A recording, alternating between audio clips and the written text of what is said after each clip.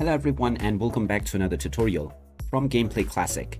In this video, I'm going to show you how you can fix screen tears and display issues on the Cuphead game.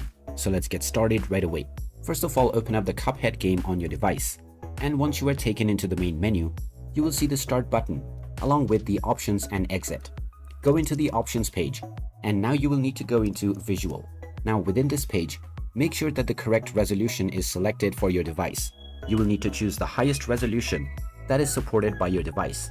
Also enable the full screen display mode. And now underneath this, you have the VSync option. If this is set to off, then the game will not run at the highest frame rate that your display supports, which will cause screen tears. So simply set the VSync option to on. And this will now sync your FPS with the frame rate of your display device. Now just go back and start enjoying your game without any screen tears.